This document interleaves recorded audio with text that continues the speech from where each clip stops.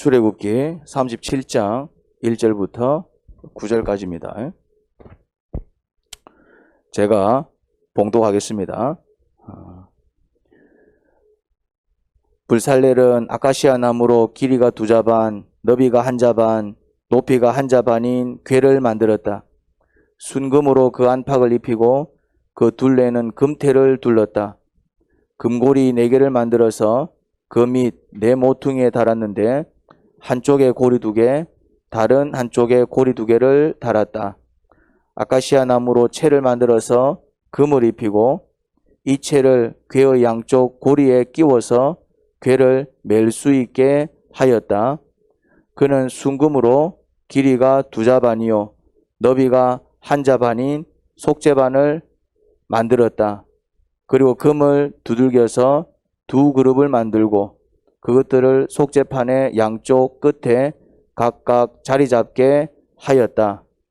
그룹 하나는 이쪽 끝에 또 다른 하나는 맞은 쪽 끝에 자리 잡게 만들되 속죄판과 그 양쪽 끝에 있는 그룹이 한 덩이가 되도록 만들었다. 그룹들은 날개를 위로 펴서 그 날개로 속죄판을 덮게 하였고 그룹의 얼굴들은 속죄판 쪽으로 서로 마주보게 하였다. 아멘.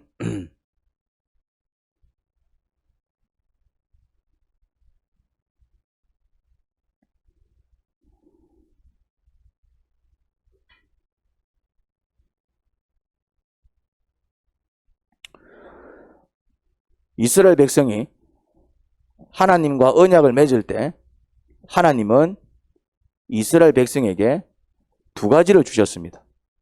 하나는 율법입니다. 율법을 주셨습니다. 또 다른 하나는 성막 설계도였습니다. 성막 설계도. 이렇게 성막을 지어하고 뭘 줬다고요? 설계도를 주셨습니다. 설계도를. 성막을 지어라 해서 성막을 모세가 자기 임의대로 만든 게 아니라 하나님이 이렇게 만들어 하고 그 설계도, 도면을 주셨어요. 환상으로 보여주셨는지 어떻게 보여주셨는지는 정확히 알 수 없지만은 아무튼 모세는 보고 와서 본대로 만들었습니다. 그러니까 설계도를 주신 거예요. 설계도를. 이렇게 구두로 설명한 걸 받아 쓴 건지 아니면은 이렇게 보여주신 것을 딱 머릿속으로 기억을 해서 그렇게 만든 건지 아무튼 모세가 임의로 성막을 만드는 게 아니라 이렇게 만들어 하고 하나님께서 뭘 주셨다고요? 설계도를 주셨습니다. 설계도를. 율법은 하나님의 백성이 되었기에 더 이상 세상 법을 따르지 말고 하나님의 법을 따르라고 주신 것입니다. 이제는 너희는 나의 백성이니 누구 법을 따르라? 내 법을 따르라. 이제 당신은 한국 사람이 되었으니까 어떤 법대로 살아야 된다고요? 한국 법대로. 국적을 바꾸잖아요. 내가 이제 미국 시민권자가 되었어요. 그러면은 어떤 법으로 살아야 됩니까? 미국 법으로 따라야 됩니다. 한국에서는 이러던데 그러면 안 된다 이 말. 한국에서는 이랬는데 소용이 없는 거예요. 미국에 가면은 미국 법을 따라야 되는 것입니다. 이런 말이 있죠. 로마에 가면은 로마 법을 따라라. 그런 말이 있습니다. 우리 동네에서는 이렇게 안 했는데 나는 이렇게 안 했는데 우리 아버지는 이렇게 안 하던데 그런 이야기가 필요 없다 이 말입니다. 딱 우리가 이제 하나님의 백성이 되었으면은 이제 그때부터는 어떻게 살아야 된다고요? 하나님 법대로. 하나님 법대로. 우리는 물론 세상에서 살기 때문에 세상 법도 지켜야 되겠지만은 또 세상 사람이기 이전에 하나님의 백성으로 자녀로 거듭났기에 우리는 어느 법을 더 따라야 된다고요? 하나님의 법을 더 따라야 하는 것입니다. 자, 그러면 율법은 그런 의미를 가집니다. 자, 하나를 더 주셨다 그랬죠. 뭘 주셨다고요? 성막 설계도. 그러면 성막 설계도는 왜 주셨을까? 성막을 만들려고 주셨겠죠. 그러면은 성막은 왜 필요했을까? 하나님과 이스라엘 백성이 언약을 맺으면 그때부터 하나님은 이스라엘 백성이 하나님이 되고 이스라엘 백성은 하나님의 백성이 됩니다. 다시 말해 그때부터 하나님과 이스라엘 백성은 함께 하게 됩니다. 그게 언약의 특징입니다. 두 남녀가 결혼을 하면 그때부터 두 남녀는 부부가 되어가지고 평생을 함께 합니다. 그렇죠? 부부가 되면은 잠도 같이 자고 밥도 같이 먹고 뭘 하든 같이 합니다. 이사를 갑니다. 그럼 남편만 이사 갑니까? 아내만 이사 갑니까? 이사를 가면 어떻게 합니까? 같이 이사를 갑니다. 부부는 그런 의미예요. 부부는.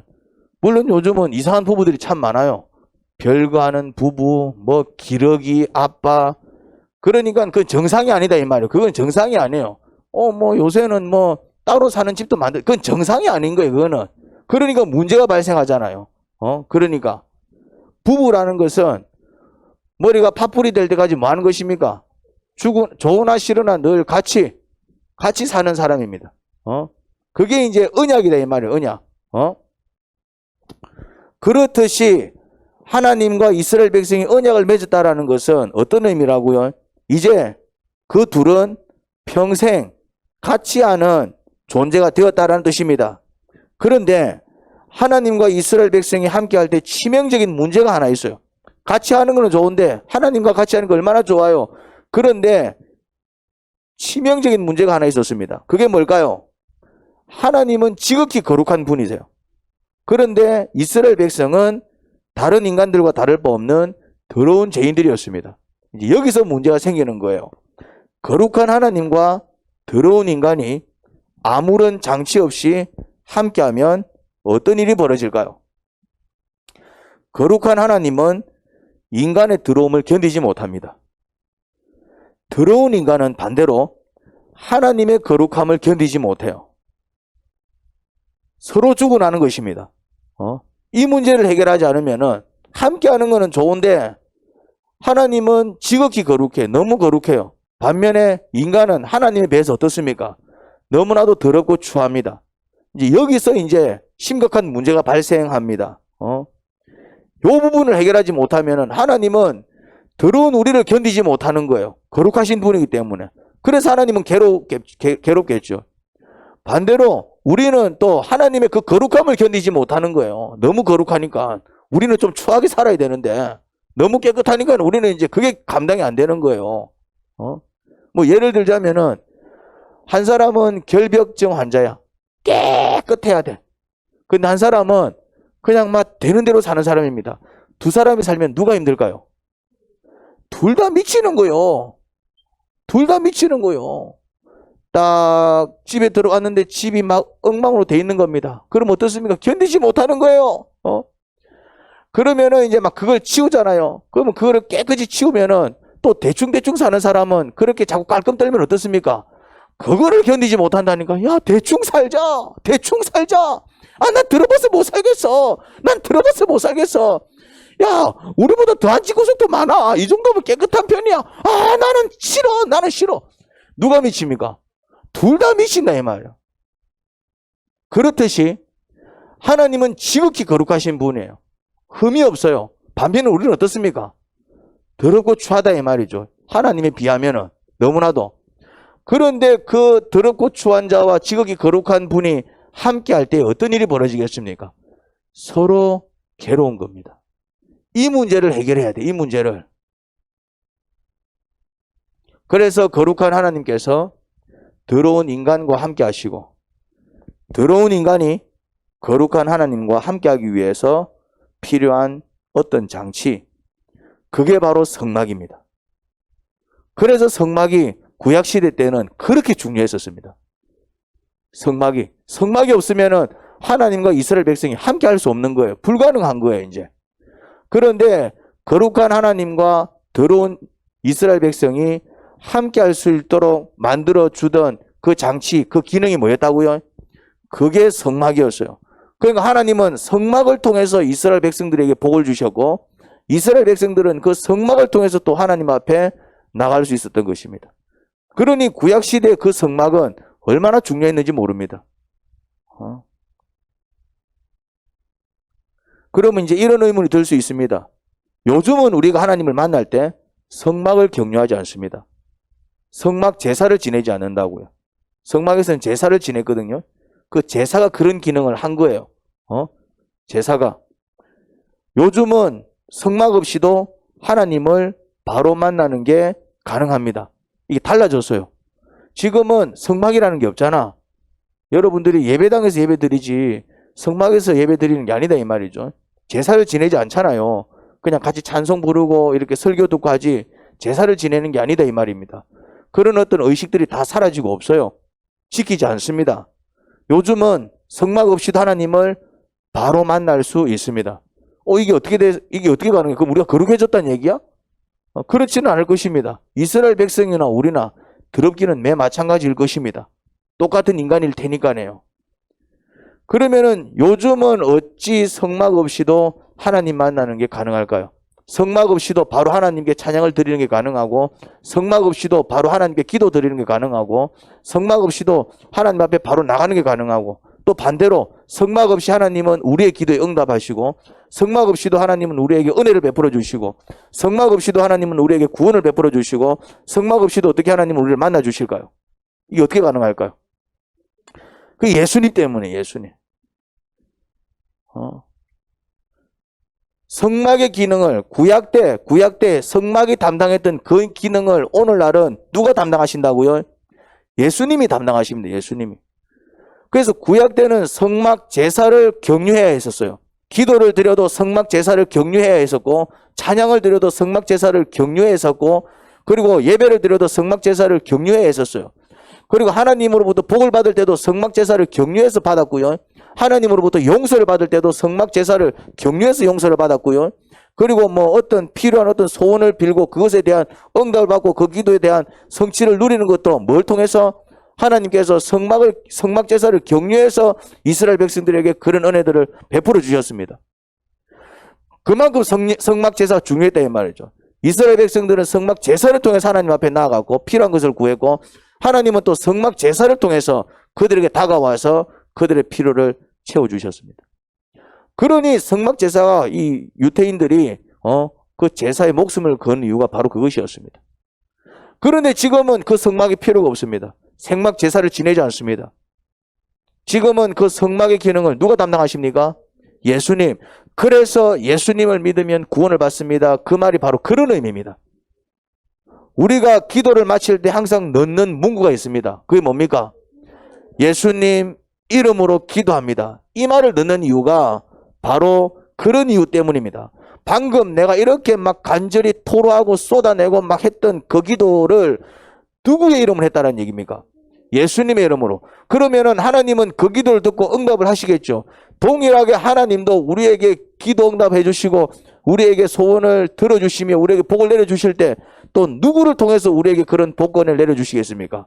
예수님을 통해서. 하나님도 예수님을 통해서 우리에게 그런 은혜와 복을 내려주신다 이 말입니다. 그래서 자꾸 하나님은 우리한테 뭘 요구하느냐 하면은 예수님을 믿으라라고 얘기하는 겁니다. 그래서 자꾸 예수님 안으로 들어와라 이렇게 얘기하는 거예요. 왜? 하나님은 우리에게 복을 주실 때 누구를 통해서? 예수님을 통해서. 예수님을 통해서. 그러니까 복은 주고 싶어. 근데 복은 그냥은 못 줘. 복을 줄 수 있는 통로가 있다 이 말이지. 통로가 예수님이야. 그러면 복 주고 싶은 사람은 뭐라고 얘기하겠습니까? 그 통로 가운데로 들어오라고 얘기하겠죠. 그러니까 예수님을 믿어라. 내 아들을 믿어라. 이 말은 뭐 이게 기독교가 이기적이다 뭐 독단지 그런 의미가 아니라 하나님이 복을 주고 싶은데 복 줄 수 있는 유일한 통로가 예수님 외에는 없으니 하나님께서 그렇게 길을 만드셨다 이 말이죠. 그래서 그 예수님 가운데로 들어오면은 하나님이 그때부터 뭘 주시겠다는 얘기입니까? 구원도 베풀어 주시고 그리고 우리가 죄를 자백할 때도 누구 안에서? 예수님 안에서 자백을 해야 또 하나님은 누구를 통해서 또 우리의 죄를 용서하시고 회개시키십니까? 예수님을 통해서. 그래서 기본적으로 예수님 안으로 들어와야 돼요. 그래서 우리가 불신자들에게 전도할 때 제일 먼저 권하는 게 뭡니까? 예수님 믿으세요. 예수님 믿으세요. 예수님 믿으세요. 그러니 아직 예수님을 믿지 않는 사람이 정말 하늘의 복을 받아서 몸도 건강해지고 하늘의 복을 받아서 또 물질적으로 형통해지고 하늘의 복을 받아서 뭔가 회복을 경험시켜 주고 싶으면은 그런 복을 누리게 하고 싶으면은 누구부터 전해야 된다고요? 예수님부터. 예수님부터. 그러니까 먼저 예수님을 믿게 해야 된다. 먼저 예수님을. 그래서 복음을 전해야 되는 거예요. 복음은 전하지 않고 기도하세요. 소용이 없어요. 무슨 말인지 이해됩니까? 우리는 기도하면은 복을 받습니다. 그러니까 당신도 기도하세요. 복을 받을까요? 못 받을까요? 왜 못 받습니까? 그렇지. 예수님 안에 들어와 있지 않는데 나는 왜 복을 받아요? 나는 기도했더니 응답을 받고, 나는 기도했더니 막 하나님께서 말씀도 주시고, 나는 기도했더니 막 은혜도 주시고, 마음의 평안도 주시고, 나는 막 찬양을 불렀더니 막 눈물이 넘쳐나고, 나는 막 이렇게 예배를 드렸더니 하나님께서 나를 위해서 일해 주십니다. 왜 그렇습니까? 예배를 드렸기 때문에? 아닙니다. 예수님 안에서 예배를 드렸기 때문에 하나님께서는 예수 안에서 예배 드리는 자들에게 또 예수님을 통해서 복을 주시는 것입니다. 그러니까 기본적으로 하나님과 내가 연결될 수 있는 그 고리부터 만들어야 되는 거예요.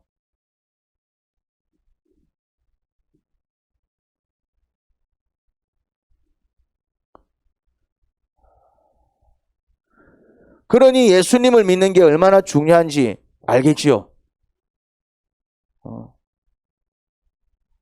하나님 앞에 당당히 나가기 위해선, 그리고 하나님께서 나에게 다가오시길 원하면 먼저 예수님을 믿어야 합니다. 기도한다고 해서 다 응답 받는 게 아닙니다. 찬양한다고 다 은혜 받는 게 아니더라니까요. 세상 사람들이 찬송가 부르면 은혜 못 받습니다. 은혜가 안 된다니까요. 여러분들은 찬송을 부르면 은혜를 받잖아요. 왜 그럴까요? 찬송가가 은혜스러워서? 아니라니까. 찬송가는 은혜스러운 책이 아닙니다.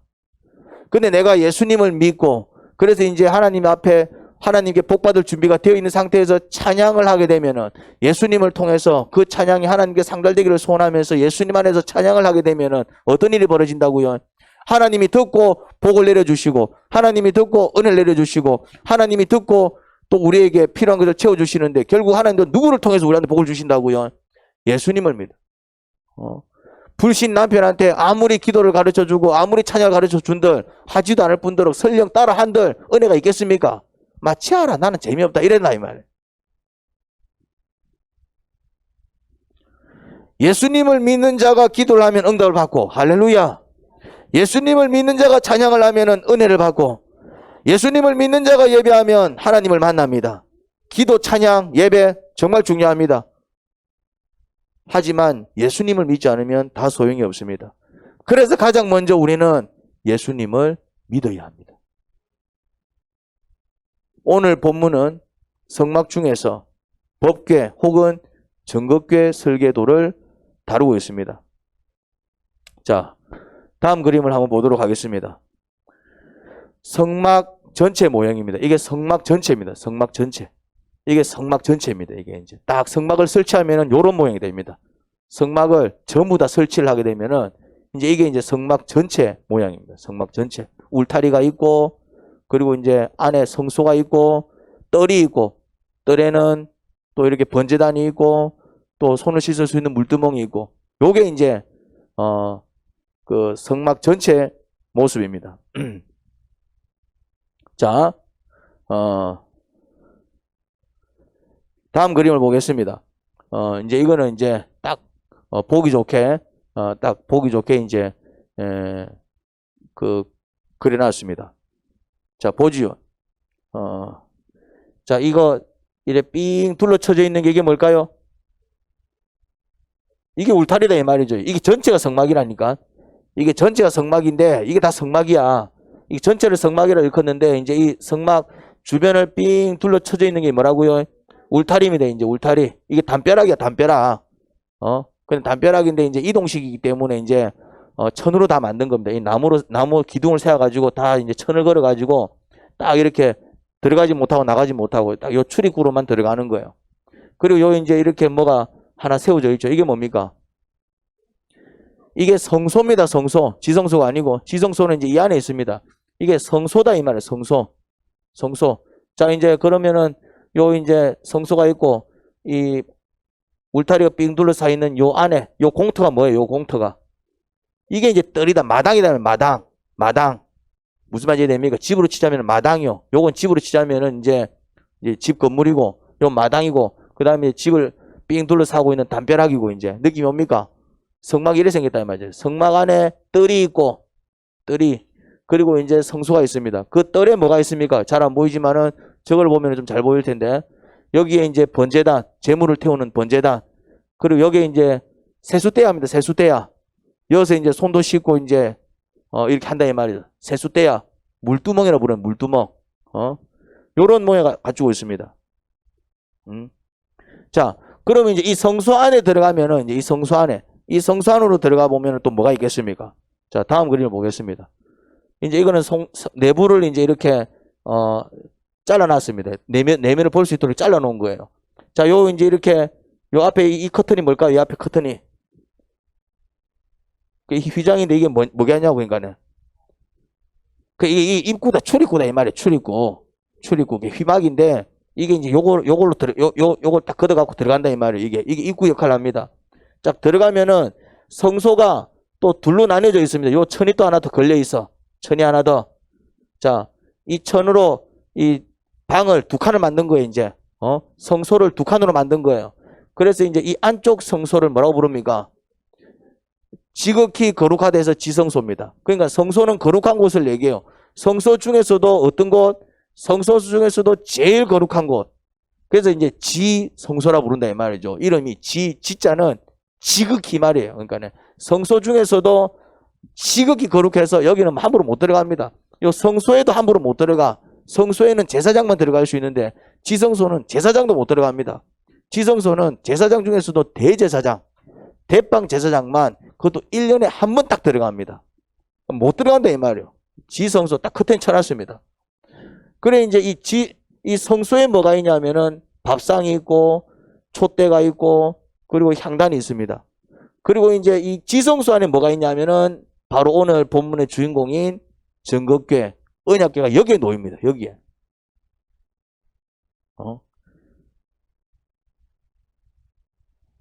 자, 다음 그림 보겠습니다. 딱 이게 놓이네. 이게 뭐라고요? 그 지성소에 딱 놓여있는 궤가 바로 이제 이 언약궤. 이게 궤짝입니다. 궤짝. 나무 궤짝이요. 관. 시체 넣는 관. 시체 넣는 관은 아니고요. 이게 그 궤짝이다 이 말이에요. 그냥 궤짝입니다. 궤짝. 위에 뚜껑이 있고 또 천사의 형상이 있습니다. 이게 뭐라고요? 이게 정극궤. 이게 뭐라고요? 이게 법궤다 이 말이에요. 율법을 새긴 돌판을 넣었다고 해서 법궤. 돌판을 넣었다 해서 율법판을 넣었다 해서 법궤. 그리고 그 율법은 언약의 증거이기 때문에 증거궤. 이름을 붙입니다. 이 궤짝 이름이 뭐라고요? 법궤 혹은 증거궤가 아니고 증거궤 이래 발음해야 되죠. 증거궤 이래야 된다 이 말이에요. 증거궤, 법궤 아니면 증거궤.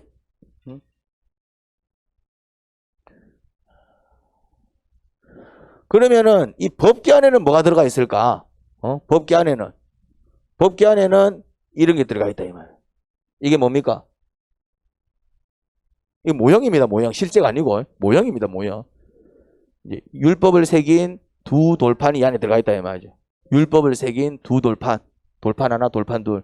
또 이거는 뭘까요? 이거는 좀 잘못된 겁니다. 이거 막 그냥 아무거나 넣은 거예요. 지금 이거 모형입니다. 이게 아니고 나뭇가지를 넣은 게 아니고 지팡이가 들어가 있어야 돼. 지팡이가. 그것도 싹난 지팡이가. 근데 싹난 지팡이를 구할 수가 없어. 지팡이에 싹이 어떻게 납니까? 그게 이제 어떤 기적인데 그러니까 이제 그냥 긴 나뭇가지를 넣은 것 같아요. 이거는 모형이기 때문에 실제로 나뭇가지가 들어있는 게 아니고 뭐라고요? 이렇게 싹이 나 있는 지팡이. 그 다음에 이거는 뭘까요? 그렇죠. 이것도 잘못된 거야. 원래는 항아리가 들어가 있어야 돼. 항아리가. 그때 무슨 이런 제품이 있었겠어요. 그냥 막 이렇게 이런 게 들어가 있었다는 걸 보여주기 위해서 이렇게 이제 모형을 만든 겁니다. 요게 아니고 항아리, 돌 항아리입니다. 돌 항아리. 그 안에 이제 만나가 들어가 있었겠죠. 요게 이제 법궤 안에 들어가 있었습니다. 예. 자, 이 법궤를 놓은 장소는 성막 중에서 그리고 성소 중에서 가장 거룩한 곳 지성소입니다. 지성소는 성막 중에서도 가장 은밀한 곳이며 이곳은 제사장도 들어갈 수 없고 누구만 들어간다? 제사장 중에서도 대빵, 대제사장만 들어가는데 몇 번? 1년에 한 번.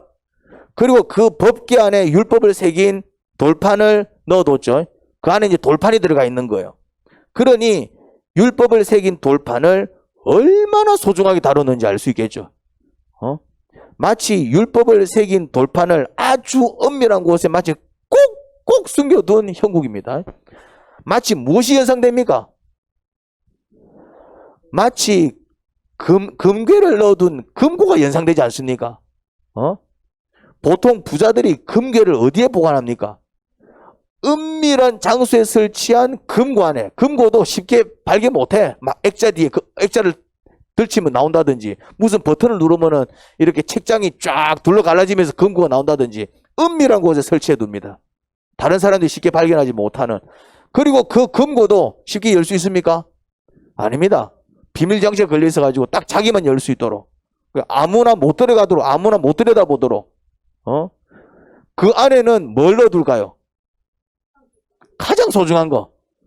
가장 주로 이제 금괴가 들어가 있죠. 그리고 이제 서류 중에서도 아주 중요한 서류 이제 이래 들어가 있습니다. 율법을 새긴 돌판을 법궤 안에다 넣고, 그 법궤를 어디다 뒀다고요? 성소 안에 두는데, 성소 중에서도 아무나 못 들어가는 지성소 안에다가. 그건 무엇을 의미합니까? 그만큼 그 율법을 새긴 돌판을 너무나도 소중하게 다루고 계시는 하나님의 마음을 엿볼 수 있겠죠. 그러면은 하나님은 그 율법을 새긴 이 돌덩어리에 지나지 않는데 말이지. 이 돌판, 율법을 새긴 이 돌판을 하나님은 왜 그렇게 애지중지 소중하게 다루셨을까요? 왜 이 율법을 새긴 돌판을 하나님은 그렇게 소중하게 다루셨을까요?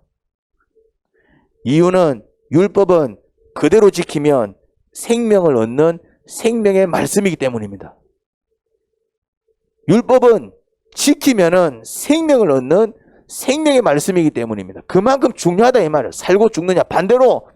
반면에 어기면은 생명을 잃는 죽음의 말씀이죠. 그러니 이게 얼마나 중요합니까? 이게 율법은 지켜도 되고 지키지 않아도 되는 게 아니라 반드시 지켜야 하는 거예요. 우리가 살지 죽을지를 결정하는 것이 뭐라고요? 율법입니다. 그럼 이게 소중해요, 안 소중해요? 이거는 그냥 막 우리가 살지 죽을지를 결정해 버립니다. 지키면 살고 지키지 못하면 죽는, 우리의 생사를 결정하는, 하나님의 백성의 생사를 결정하는 그 생명의 근원이 뭡니까? 이 율법이다 말이에요. 그 율법을 새긴 돌판이니까 하나님께서 그렇게 소중하게 다루셨고, 하나님께서 그렇게 소중하게 다루시니까 그 소중하게 다루는 율법을 바라보는 이스라엘 백성들의 마음은 어땠을 것 같아요? 아, 율법이 저래 중요한가 보다. 얼마나 중요하면 저래 꼭꼭 숨겨두노. 도대체 율법이 뭐길래? 아, 율법은 반드시 우리가 지켜야 하는 거구나. 율법이 저래 소중하나. 하나님께서 율법을 저렇게 아끼시네?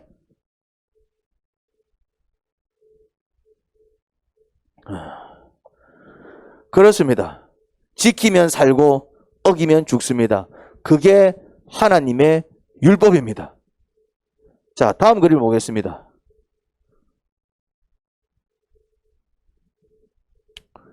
자, 다음 그림 보겠습니다. 이 나옵니까, 이거?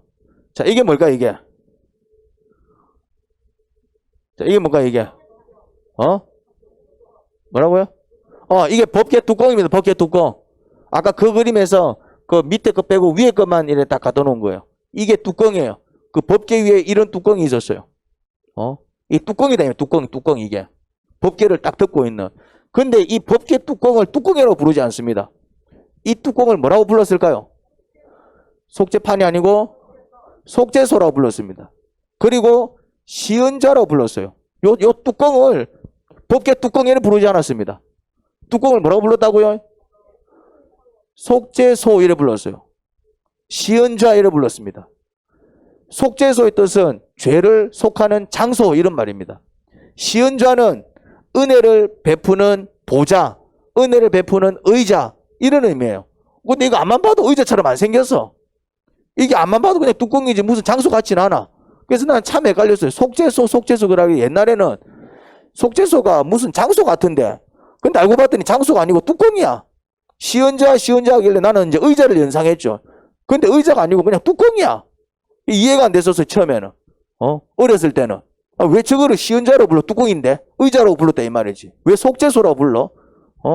그 말 그대로 속죄판이라고 부르면 이해를 해, 그래. 판때기니까네. 근데 속죄소라고 불러요.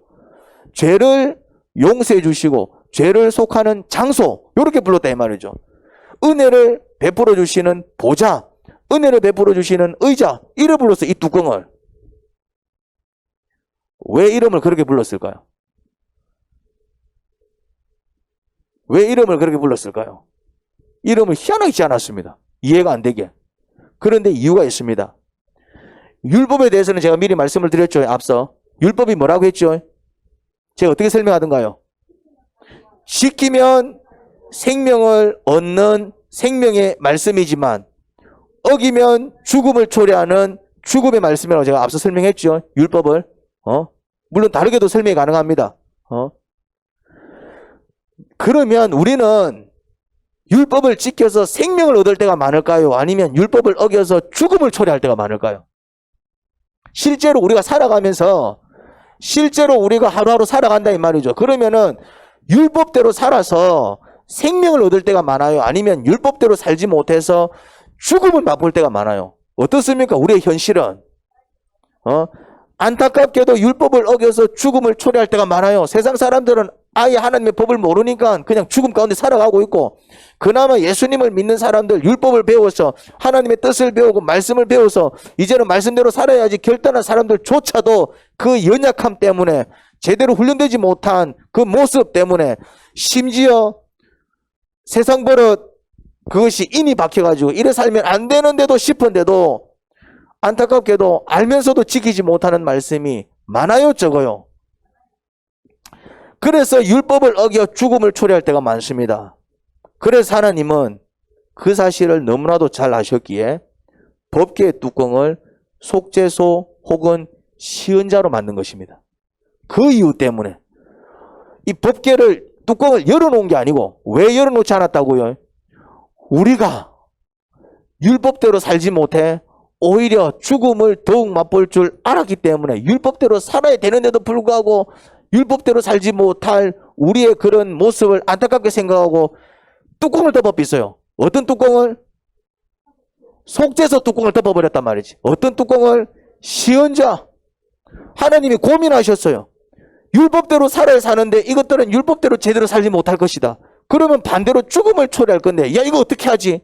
어떻게 하지? 그렇다고 해서 율법을 지키지 마, 이렇게 할 수는 없고, 율법은 지켜야겠고 율법대로 살아야 되는데, 근데 이것들은 율법대로 살지 못할 것 같고, 그러면 죽음을 맛볼 테고, 이거 어쩌지 이거 어쩌지 이거 어쩌지 하다가 뚜껑을 덮어버렸다 이 말이지. 고민하다가 그 뚜껑이 뭐라고요? 속죄소, 시은자다 이 말이죠. 자, 성도는 율법을 지키기 위해서 노력해야 됩니다. 그게 성도입니다. 괜찮아, 하나님 다 용서하셔, 이거 성도 아닙니다. 성도는 주님의 뜻대로 살아야 돼. 주님 말씀대로 살아야 돼. 우리는 율법을 지키기 위해서 노력해야 돼. 이게 성도입니다. 하지만 그래야 생명을 얻습니다. 그리고 생명을 지킬 수 있습니다. 할렐루야. 여러분, 죽음이 뭘까요? 죽음이. 물론 이제 제일 쉬운 거는 깨꼬닥하고 죽는 게 죽음이겠죠. 자, 건강을 잃어가지고 비실비실거려요. 그렇게 아마 비실비실거리다가 죽음을 맞이하는 것, 이게 뭡니까? 이게 죽음입니다. 딱 죽는 그 순간만 죽음이 아니라 이미 건강을 잃고 비실비실하게 사는 것부터 이 사람은 지금 뭐가 시작된 겁니까? 죽음이 시작된 거예요. 그래서 이제 죽음의 열매가 뭡니까? 그렇게 비실비실거리며 개골개골거리며 살다가 죽는 거예요. 자, 마음이 상해서 죽을 맛인 것. 마음이 상해가고 막 죽을 맛이야. 우울과 불안과 염려 속에서 헤매다가 죽음을 맞이하는 것. 이것도 죽음이 돼. 내 마음이 우울해. 내 마음이 불안해.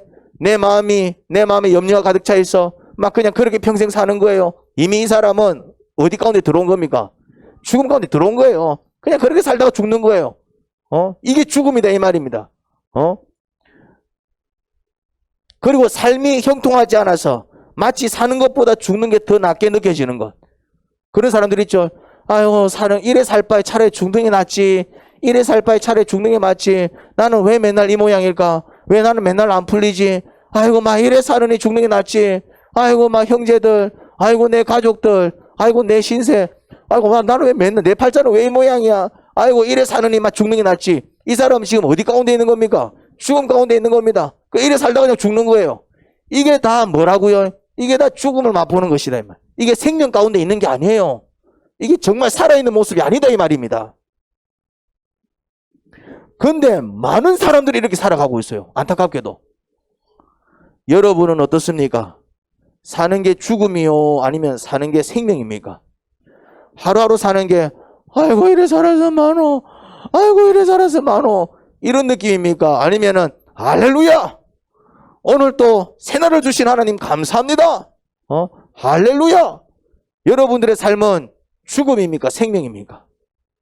하루하루 평안하게 사십니까? 아니면 하루하루 죽을 맛입니까? 평안하게 살고 있으면 생명을 누리는 것이지만 죽을 마시면 죽음을 맛보고 있는 것입니다.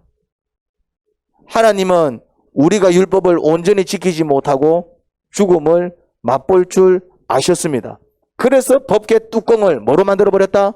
속죄소로 만들어버렸습니다. 그래서 법궤 뚜껑을 뭐로 만들어버렸다? 시은자로 만들어버린 것입니다. 우리 죄를 속해 주시겠다는 겁니다. 우리에게 은혜를 베풀어 주시겠다는 겁니다. 어디서? 속죄소에서. 그래서 소라는 말이 붙은 거예요. 어디서? 시은자에서. 그래서 의자라는 말이 붙은 겁니다. 의자도 아닌데 저게. 법궤 뚜껑입니다. 법궤 뚜껑. 법궤 뚜껑은 결국 어디 앞에서? 법궤 앞에서. 자, 오늘을 살아가는 우리는 그러면 어디서 속죄를 경험하고 오늘을 살아가는 우리는 어디서 은혜를 경험할까요? 예수님 앞이 아니라 예수님 안에서. 예수님 안에서. 그래서 예수님을 믿어야 한다고요. 그래서 예수님을 믿어야 한다고요. 교회 나오라고 예수님 믿는 게 아니에요. 헌금 내라고 예수님 믿는 게 아니에요. 그거는 그냥 내가 은혜를 받았기에 교회 가는 것이고 헌금을 내는 것이지. 예수님을 믿어야 속죄를 경험합니다.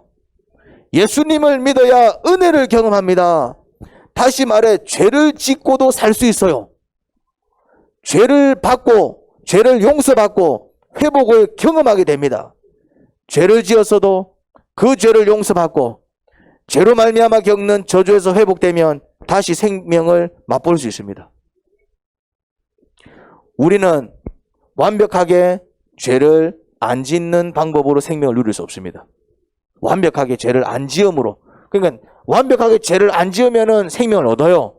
근데 그런 방식으로는 우리가 생명을 얻을 수 없어. 불가능합니다. 하지만 지은 죄를 용서받고 죄로 말미암아 겪는 저주에서 회복하는 방식으로 생명을 누릴 수 있습니다. 어떻게 하면 그럴 수 있죠? 예수님을 믿음으로. 누구든지 예수 믿으면 멸망하지 않고 영생을 얻으리로다. 요한복음 3장 16절. 어렸을 때 이거 얼마나 많이 불렀습니까? 어린이 여름 성경학교를 나온 친구들은 이 노래를 굉장히, 우리는 이 노래를 억수로 많이 불렀습니다. 그때는 복음을 억수로 강조했거든. 다른 얘기 별로 안 했었습니다. 그때는 딴 거 얘기 안 했었어요. 그때는 거의 예수님밖에 얘기 안 했어. 성령님 얘기도 거의 안 했었어요. 성령님이라는 얘기도 이제 얼마 후부터 하기 시작했지. 우리 어렸을 때만 해도 성령님 얘기도, 성령님은 이단들이 얘기했어. 이단들이 하나님, 아버지 이런 얘기도 잘 안 했었어요. 우리 어렸을 때는 거의 대부분이 무슨 얘기였다? 예수님 얘기, 예수님 얘기. 그런데 문제는 예수님을 아무나 못 믿더라 이 말입니다. 제가 이렇게 살핀 바로는 예수님을 믿으면 될 긴데 아무나 못 믿더라 이 말입니다. 예수님을 믿으려면 화면 내 얼굴 나오겠어요? 예수님을 믿으려면 먼저 자신이 죄인이라는 사실을 깨닫고 그것을 인정해야 합니다. 아, 내가 이렇게 살다가 죽으면 지옥에 가겠구나. 그 사실을 먼저 깨달아야 예수님을 믿을 수 있습니다. 나 같은 것 구원하시겠다고 예수님께서 십자가에 죽으셨구나. 그렇게 믿는 순간 구원을 받습니다. 그 믿음이 나를 구원한다고요. 예수님 살아계시지 이 믿음으로는 구원받을 수 없습니다. 예수 잘 믿으면 복 받지. 이런 믿음으로는 구원 못 받습니다. 잘 들어봐야 돼. 그걸 미신신앙이라 그래요. 생명신앙이 있고 미신신앙이 있습니다. 대부분 사람들이 미신신앙입니다. 예수님 잘 믿으면 복 받아. 예수님 잘 믿으면 건강해져. 예수님 잘 믿으면 그 믿음은 전부 미신신앙입니다. 그것 때문에 예수님을 믿는다면 그 사람은 죽어서 지옥 갑니다. 무슨 말 이해됩니까? 생명신앙은 이런 거예요.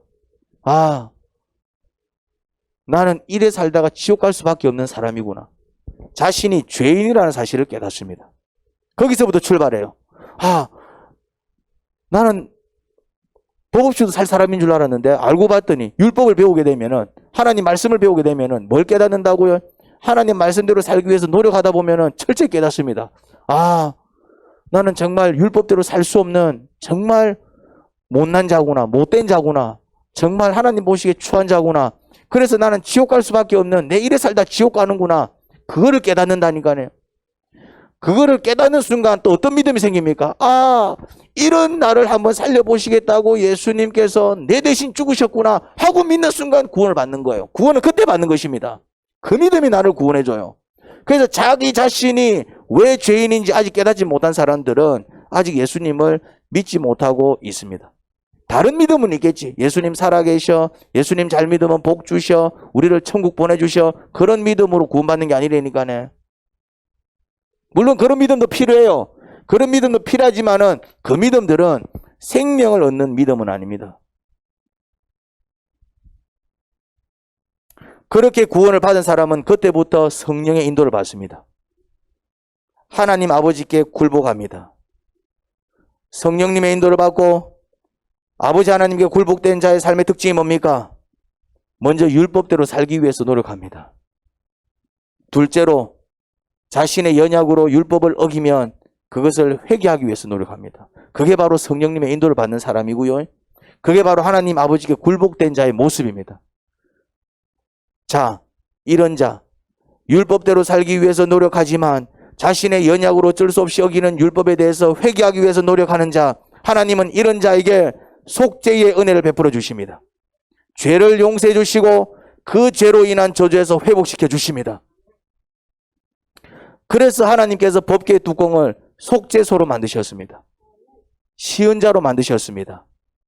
여러분은 어떤 죄를 속한 받았기에 이 자리에 나와 예배를 드립니까? 여러분들은 어떤 죄를 용서받았기에 이 자리에 나와 찬양 드리냐고요? 여러분 자신이 죄인이라는 사실을 인정하십니까? 내가 이렇게 살다가 정말 지옥에 가겠구나, 그런 깨달음을 느껴본 적이 있습니까? 나만큼 악한 자도 또 없을 거야, 그런 깨달음을 얻은 적이 있습니까? 아니면 여전히 내가 그렇게 악한 사람이 아닌데 혹시 그런 생각은 들지 않습니까? 하나님 아버지, 증거궤를 통해서 저희가 귀한 은혜를 받습니다. 법궤를 통해서 진리를 깨닫습니다. 율법대로 살지 않으면 죽습니다. 율법은 생명의 말씀이기 때문에 지키면 살고 생명을 얻습니다. 하지만 안타깝게도 저희는 율법대로 살지 못하는 악하고 게으른 자들입니다. 그래서 아버지는 속죄소를 그 뚜껑으로 만드셨고 시은좌를 그 법궤 뚜껑으로 만드셨습니다.